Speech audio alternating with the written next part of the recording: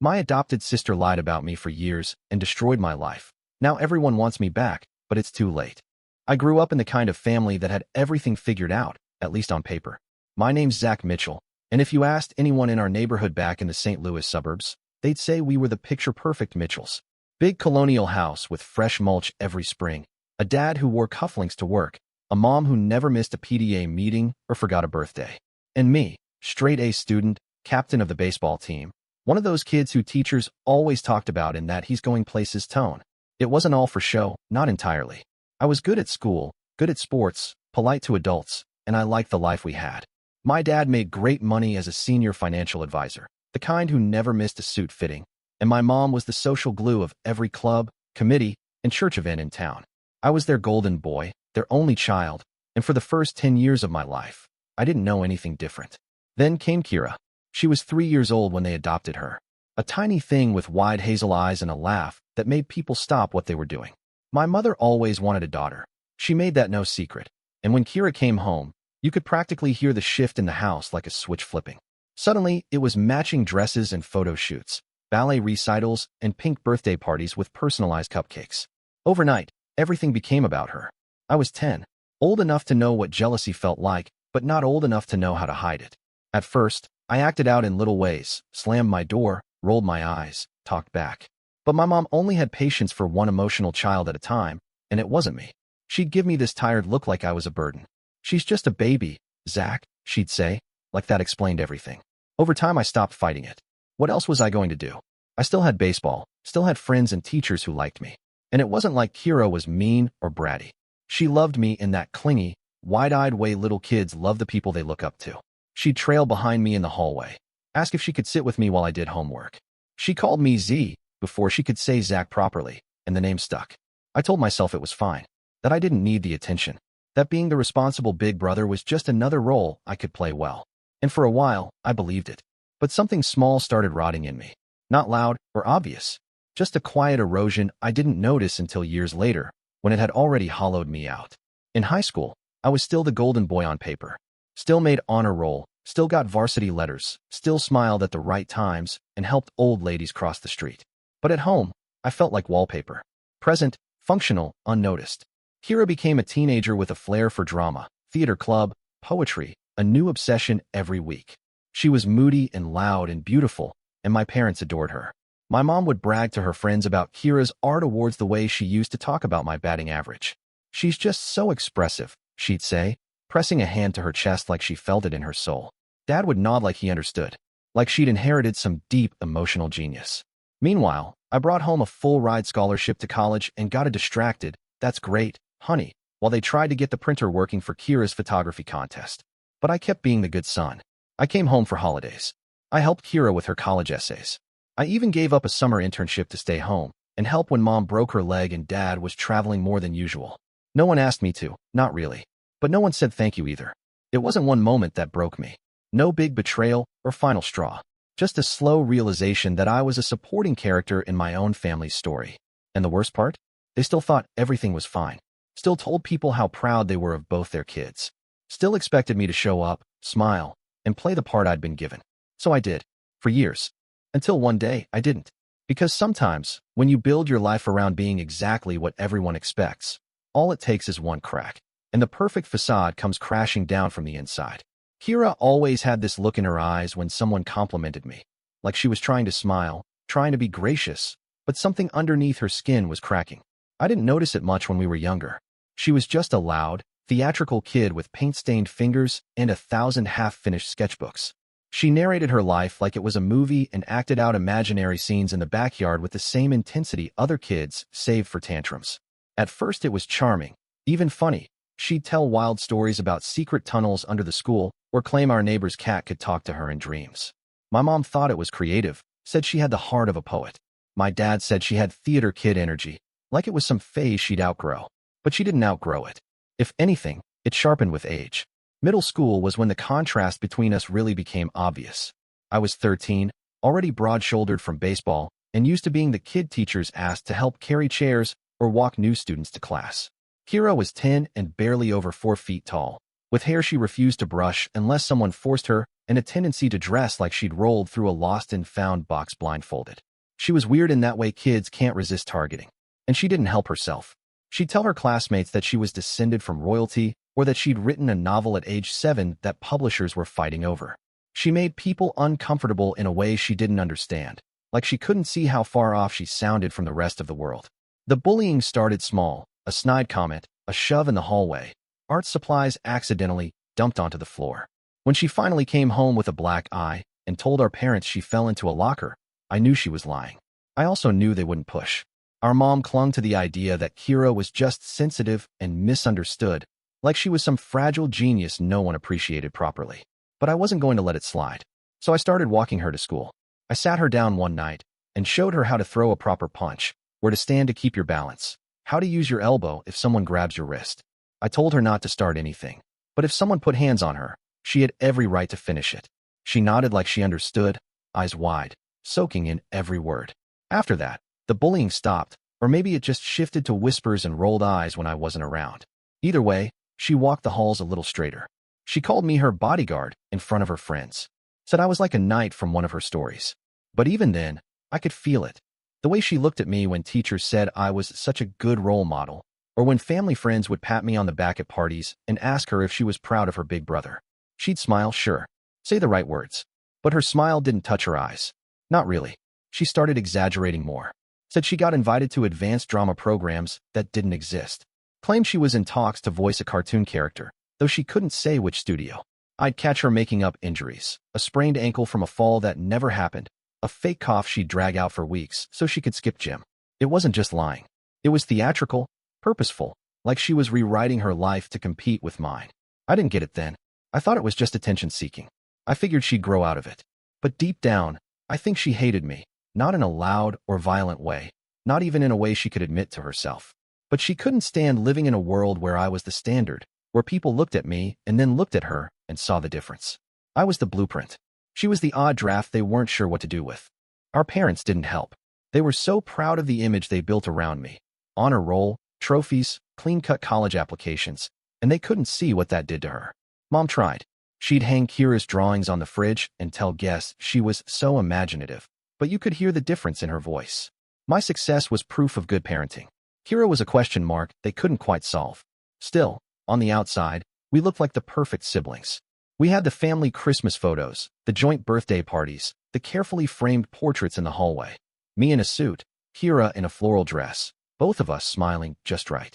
But it wasn't real. Not underneath. She started pulling away in small ways. Skipping family dinners, locking her door more often, saying she was too busy for game night. When I left for college, she didn't cry, barely said goodbye, just handed me a drawing she made. A strange, shadowy sketch of a boy walking into a forest while a girl watched from a crooked house on a hill. She said it was a goodbye gift. I didn't understand it then. I do now. It was October, senior year. The air was cold enough to sting through my hoodie, and I was dragging myself out of baseball practice with legs that felt like rubber and a shoulder that burned from overuse. Coach had gone hard on us, some punishment for a weekend loss, and all I wanted was a shower and a protein bar before collapsing into my bed. I checked my phone as I stepped into the parking lot, just out of habit, already zoning out.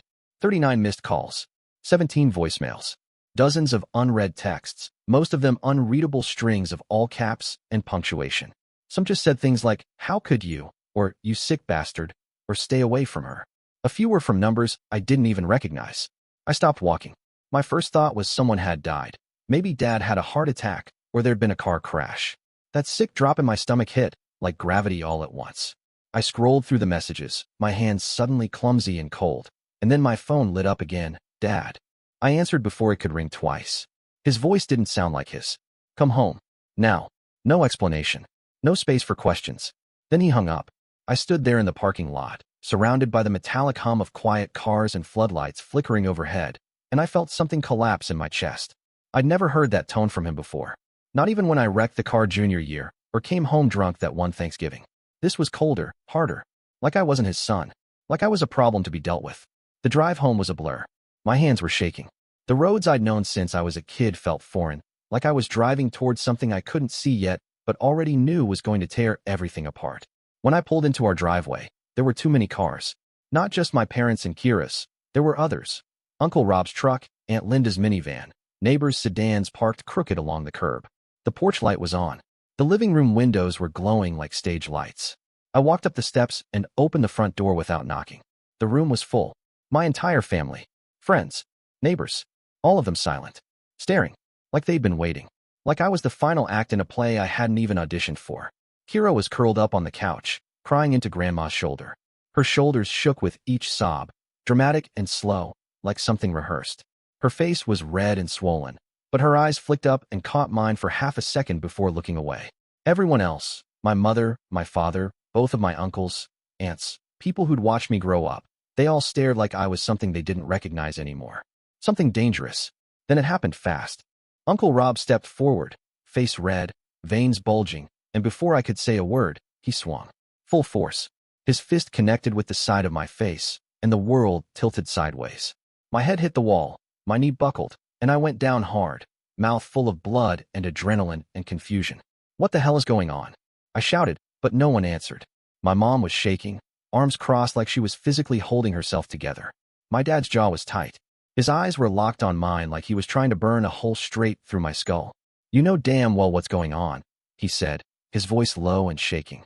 "You know exactly what you've done." "I don't," I said, spitting blood onto the hardwood floor. "I have no idea what." "She told us everything." My mom interrupted, her voice high and cracked. "Everything you did to her. All those nights. All those years. You think you can hide that kind of sickness forever?" The words didn't land at first. Not really. I stared at her like she was speaking a language I'd never heard before. Then I looked back at Kira, still crying, still buried in Grandma's shoulder, still putting on the performance of a lifetime. "What the hell are you talking about?" I said again, louder this time, almost choking on it. "I never touched her. I never. What are you even saying right now?" "She said you molested her," my dad said, like he had to be the one to say it out loud. That it started when she was little. That it happened for years. The room spun. My knees went weak again, and I had to steady myself against the wall. Everything felt far away. The faces, the furniture, even my own body. Like I was watching myself from the ceiling, watching some other guy get torn apart in his own childhood home. "That's a lie," I said. "It's a goddamn lie. I would never." "Jesus Christ, do you hear yourselves?" "She said you threatened her," my mom whispered. "Said you told her no one would believe her. Said you'd hurt her if she spoke up." "That's not true," I said, and my voice cracked like something inside me had broken loose. "I never did any of that. I protected her. I taught her to stand up for herself. I walked her to school when kids bullied her. I was a good brother." "No," my dad said, voice like a blade. "You were a monster in disguise."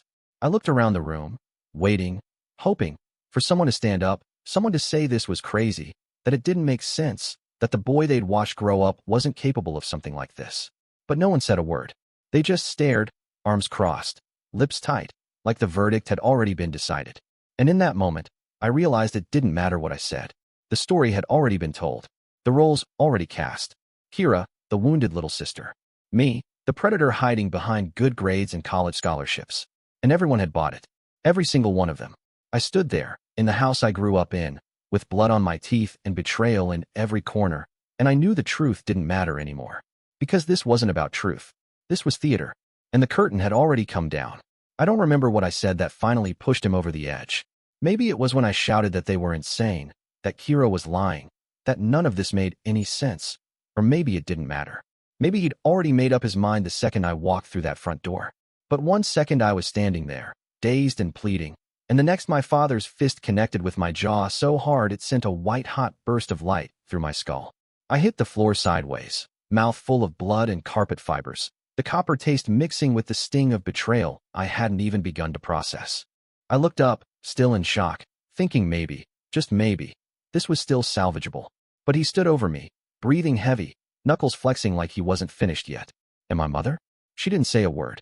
She just stepped around me like I was furniture, her face locked in some empty expression I didn't recognize, and started dragging black trash bags from the hallway, each one packed and knotted, tossed by the front door like I was some stranger they'd finally worked up the nerve to evict. I tried to stand, blood running down my chin, one eye already swelling.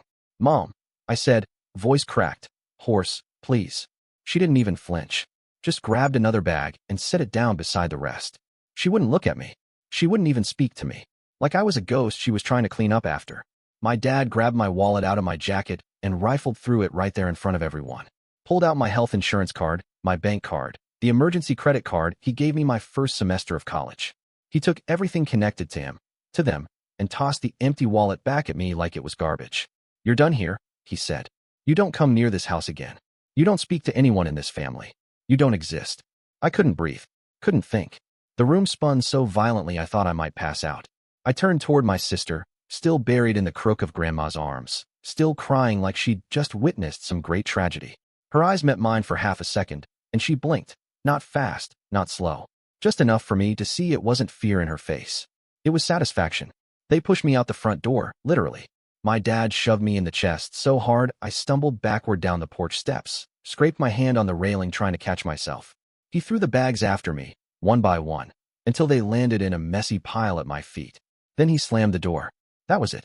I sat there on the front lawn, bleeding and numb, the house glowing behind me like some perfect postcard lie.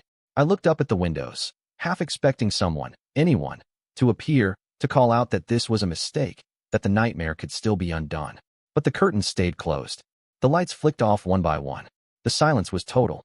I loaded the bags into the back of my car like a robot, one by one, hands shaking every time I touched something I used to own.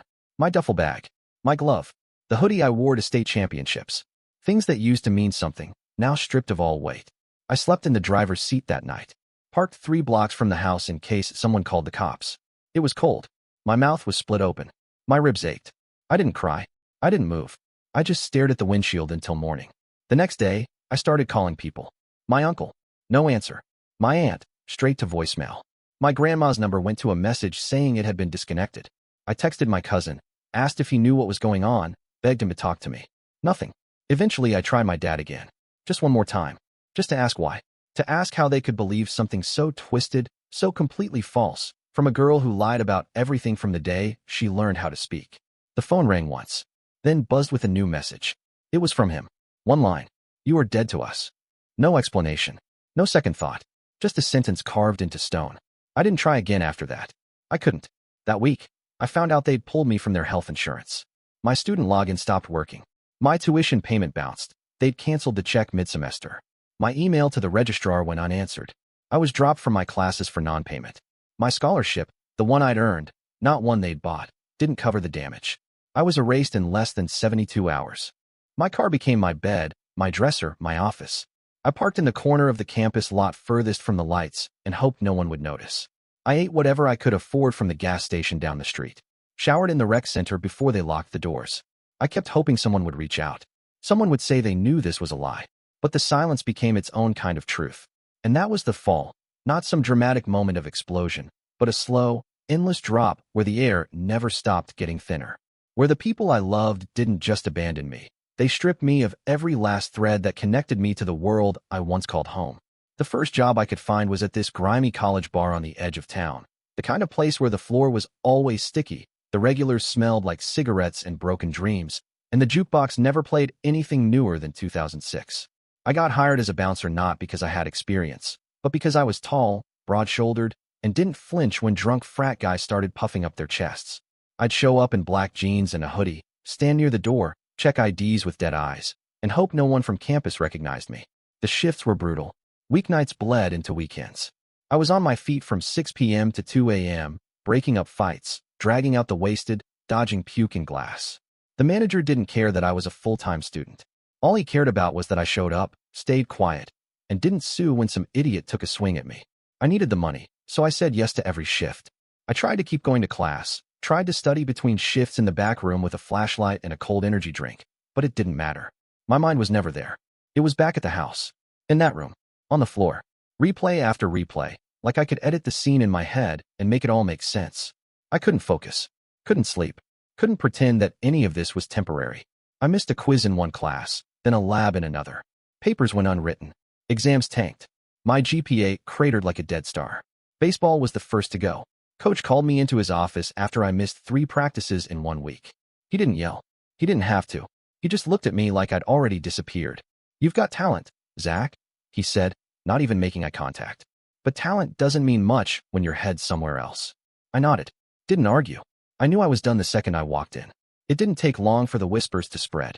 At first, it was just looks, people moving to the far side of the hallway when they saw me coming, conversations stopping mid-sentence when I walked into the student center. Then came the rumors, that quiet, poisonous fog that spreads without sound and sticks to everything. No one had proof. No one had even heard the full story. But they'd heard enough. Some said I'd been expelled and snuck back onto campus. Others claimed there were sealed court documents or a secret investigation. A few got creative, that I was violent, unstable, dangerous. None of it was true. None of it mattered. Friends stopped returning texts. Group chats went silent. The guys I'd trained with for 3 years on the field avoided eye contact or made awkward excuses to leave. Even the people who once said I was like a brother now looked through me like I wasn't even there.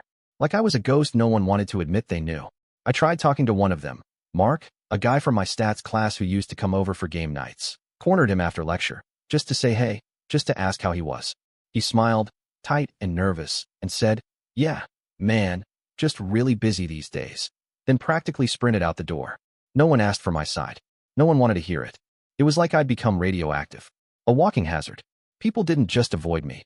They were afraid of being seen near me. Afraid that knowing me might stain them. Guilt by proximity.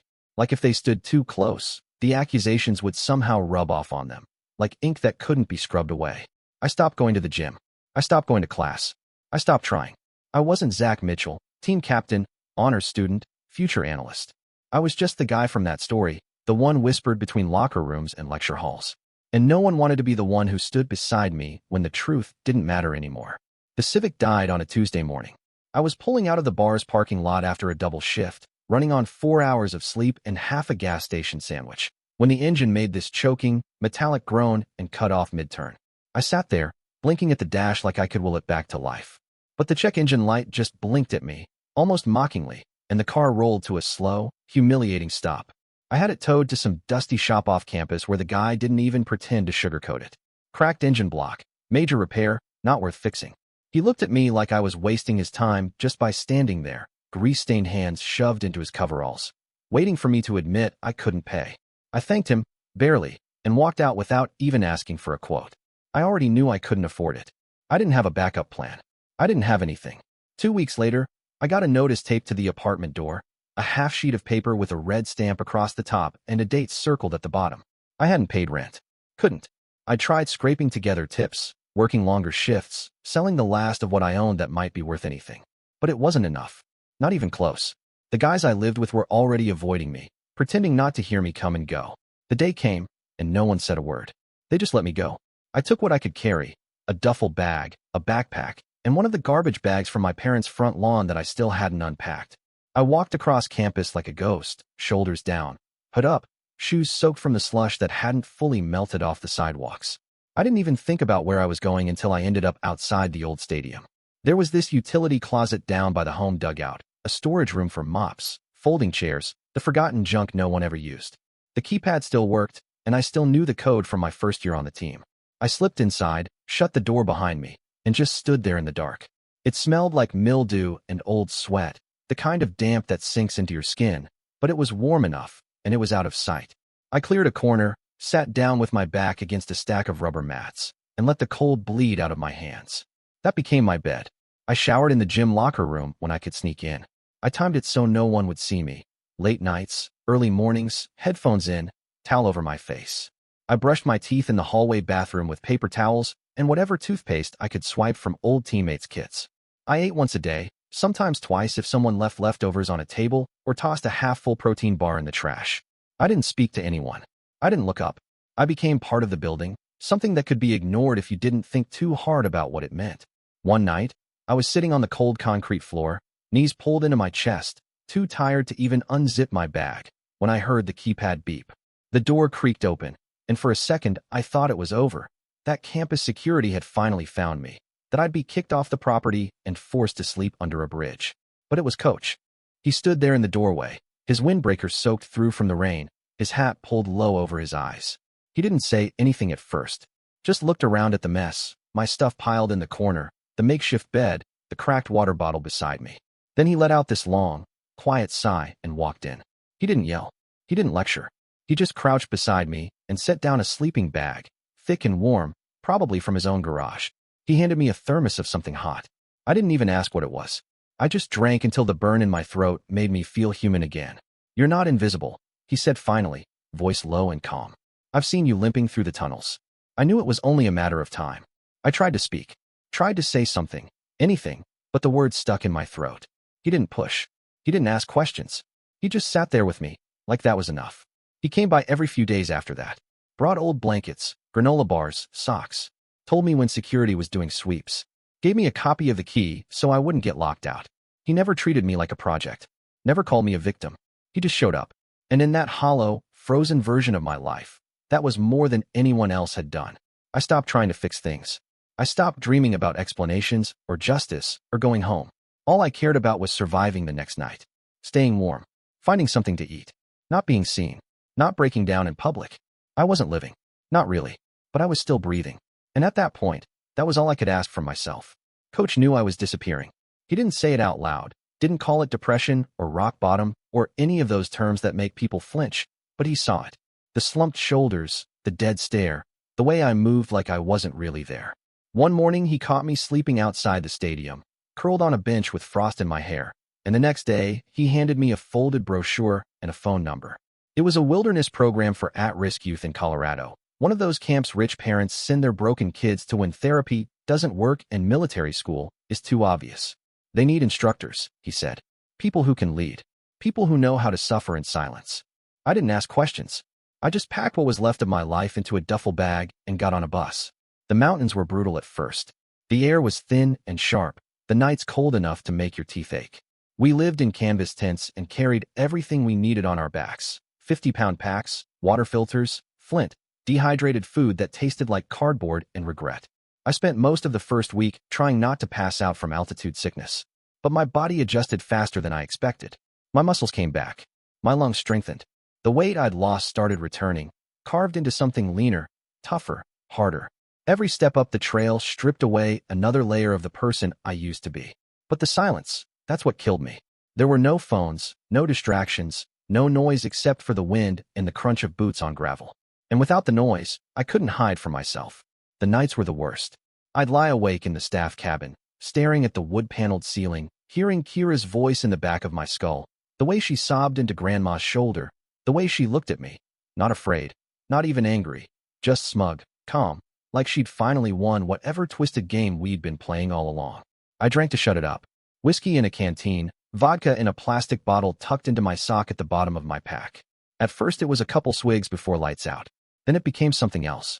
There was a girl on staff named Ellie who had a connection in town, some guy who sold edibles and acid out of his garage. I didn't ask questions. I just handed over cash whenever I had it. She didn't judge. We'd sit around the campfire after the kids were asleep, passing a joint, staring at the flames like they held the answers we weren't allowed to speak.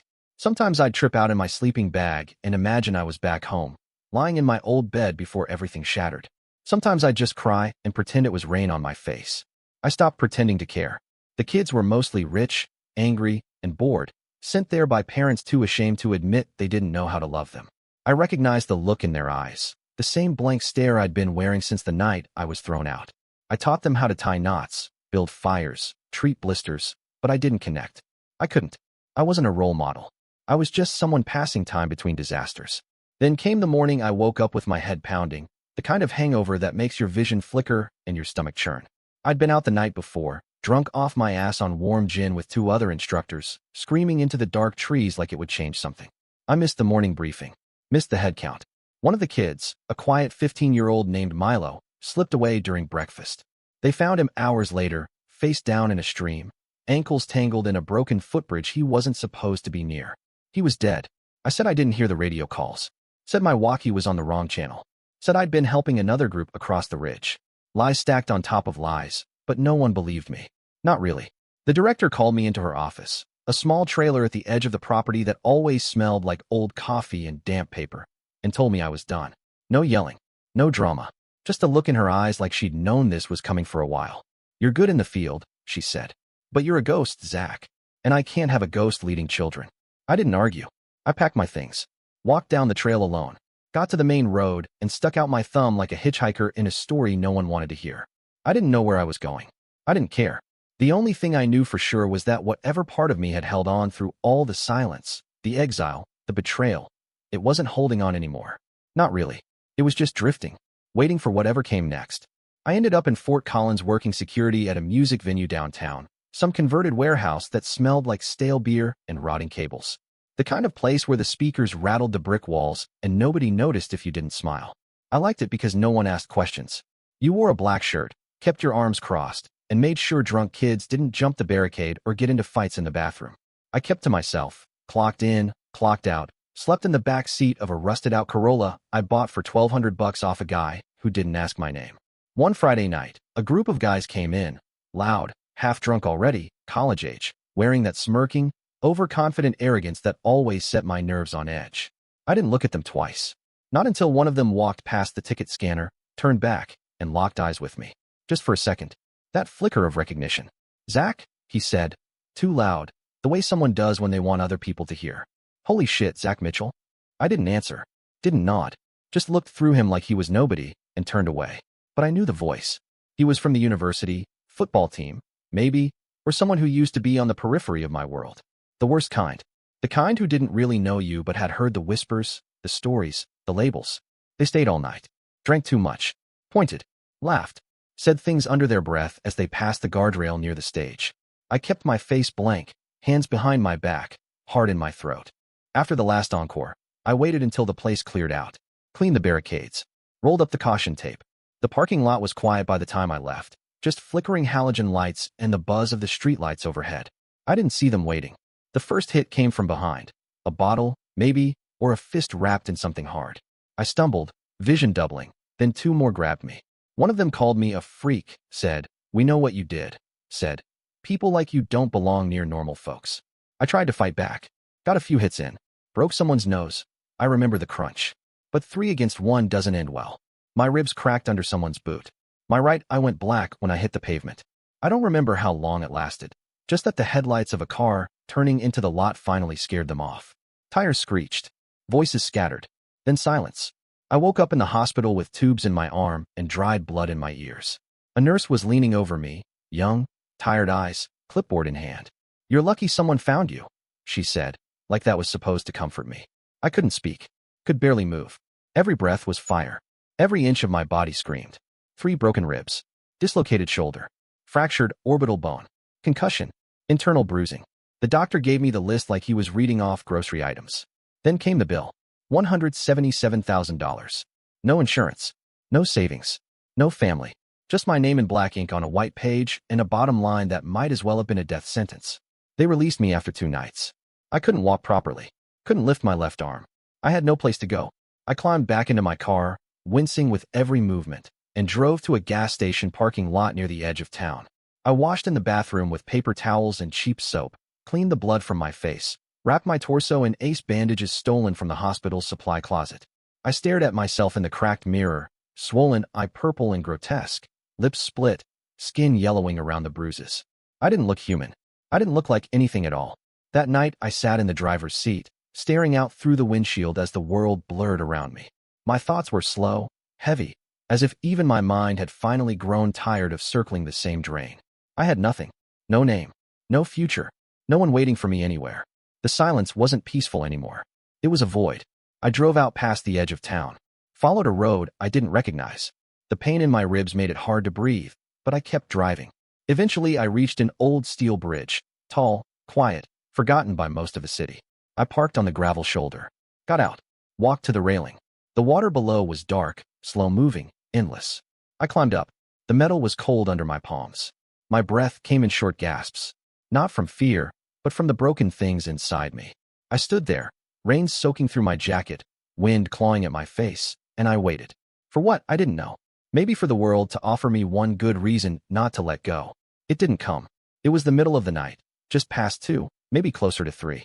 The sky above the bridge was the kind of black that doesn't even bother with stars. Cold rain came down in sheets, soaking my hoodie, plastering it to my shoulders, stinging the cuts on my face. I was gripping the railing so tight my fingers had gone numb. My ribs ached with every breath. The river below moved slow and silent, like it didn't care one way or another whether I dropped or not. I didn't hear him approach. Just a voice behind me, calm, dry, unfazed. Bit cold for a swim, don't you think? I flinched, nearly lost my balance. Turned fast and stumbled, pain shooting down my side like fire. He was standing about 10 feet away, gray beard, thick jacket, wide-brimmed hat dripping water, holding a fishing rod like he'd just wandered out of another world and stumbled into mine. "Go away," I said, or tried to. My throat was raw, and the words came out cracked and hollow. "Can't do that," he said. "Not after seeing you standing there. That'd make it my business." I didn't respond. I turned back toward the water. Maybe I was still hoping he'd take the hint. Leave, let me finish what I came to do. But he didn't. He stepped closer. Slowly. Not threatening. Just steady. "I've seen that look before," he said after a minute. "Back in '68. Danone. Boys younger than you. They had nothing left either." I didn't want to hear it. I wanted silence. I wanted the river. I wanted this to be over. "You don't know anything about me," I muttered. "Nope," he said. "But I can guess. Let me take a stab at it. You used to be something, a son, a brother, maybe someone with a future. Then someone took that from you. Told a story about you that stuck harder than the truth ever could. Now you're out here thinking maybe the world would be better if you just vanished." I turned around then, fully this time, because something in his voice cut right through the fog in my head. "How?" I asked. "How would you know that?" He shrugged. "Because I've been there. And because I've been the guy watching too. Lost good men to silence. To shame. To lies. Figured maybe tonight I'd try not to let it happen again." He didn't ask me to come down. He didn't reach out or call the cops or start preaching about hope. He just stood there, waiting, letting the space between us stay quiet. Safe. So I talked. I told him everything. From the day Kira came home to the night I was thrown out. I told him about the lies, the silence, the fists, the hospital, the weight of being erased by the people who made me. I didn't skip anything. My voice cracked more than once. I had to stop and breathe through the pain when my ribs flared up. But he never looked away, never flinched, just listened. When I finished, I felt hollow. Not lighter, not relieved, just drained. Like the story had bled out of me and left a cold, quiet shell behind. He didn't say much after that. Just nodded, rubbed his beard with one hand, and said, "You didn't deserve any of that, son. Not one damn second of it." Then he did something I didn't expect. He offered me a place to stay. Said he ran a bait shop out near the foothills, had a cot in the back, hot coffee, some space to breathe. He wasn't promising miracles, just warmth and quiet, and a locked door I could close without fear. I didn't answer right away. I stared at the river for a long moment. Then I stepped down, legs shaking, shoes slipping against the wet steel. We didn't say much on the walk back to his truck. The rain kept falling. The world kept spinning. But something in my chest, something I'd buried for a long time, started to stir. Not hope, not yet. But maybe the shadow of it. Maybe the shape of a reason not to vanish. That night, I didn't disappear. And somehow that was enough. It had been 7 years. Long enough for the weight of what happened to dull, but never disappear. I wasn't the same man anymore. My shoulders were broader, my eyes quieter, my hair streaked with silver before 30. I lived in a small town now, the kind with one diner and a main street no one updated since the 80s. I worked with my hands. Taught kids how to build things that wouldn't fall apart. Kept to myself. And I stayed far, far away from anything that reminded me of the people who left me bleeding on the lawn without a second thought. The pain didn't go away. It just settled deeper, like the roots of something you stop trying to rip out because you're tired of bleeding. I didn't talk about what happened. Not to the few friends I had. Not to the woman I once tried to love. It lived inside me like a second heart, beating quieter, slower, but always there. Then, on a cold morning in November, I got a call. I almost didn't answer. The number was unfamiliar. Area code from home. I stared at it for a while, thumb hovering over decline, before something in me, maybe curiosity, maybe instinct, clicked accept. It was my aunt. Her voice cracked the moment I said hello. "She's in rehab," she said, no introduction, no preamble. "Kira, 6 months in now. Her therapist's been pushing her to be honest. Really honest." I didn't say anything. I sat down on the steps outside the workshop and stared at the sky like it could explain what was coming. "She told us everything, Zach," she whispered. "All of it." She said she lied. That none of it was true. That she was spiraling and desperate and wanted attention. And when it worked, when she saw how fast everyone believed her, she couldn't stop. Said she thought it would fix something in her. Said she didn't know it would destroy you. I still didn't speak. I couldn't. My throat closed. My hands shook. "She told your parents last week," my aunt continued. "They were. I've never seen your father cry before. Your mother, I don't know if she'll ever forgive herself." There was a pause. Then came the sentence I knew was coming. "They want to see you." I closed my eyes. Let the silence stretch out until I could breathe again. They came the next day. My parents. Together. Standing on my porch like people arriving at a funeral. Pale, stiff, aged by guilt. My mother was thinner than I remembered, her hair cut short, her mouth trembling every time she tried to form a word. My father looked older than I thought possible. He had a paper in his hand, folded neatly, shaking slightly. I wrote it down, he said, holding it out like it was proof of something. Everything we should have said. Everything we missed. Everything we ruined. I didn't take it. They tried to apologize. They tried to explain. But there was no explaining that kind of abandonment. There were no words big enough to patch over the crater they left behind when they chose a lie over their own son. And yet, I forgave them. Not because they deserved it. Not because it fixed anything. But because I needed to let go of the last anchor keeping me tied to that night, to that house, to the version of myself that still stood outside the front door waiting for someone to believe him. So I looked them both in the eye. And I said, quietly, clearly, I forgive you. But I am no longer a part of your lives. They cried. I didn't. They asked if they could call. I said no. They asked if they could write. I told them not to send anything. They left with their heads bowed, their hands empty. And I stayed where I was, breathing in the cold mountain air, letting it fill every hollow part of me that once begged for their love.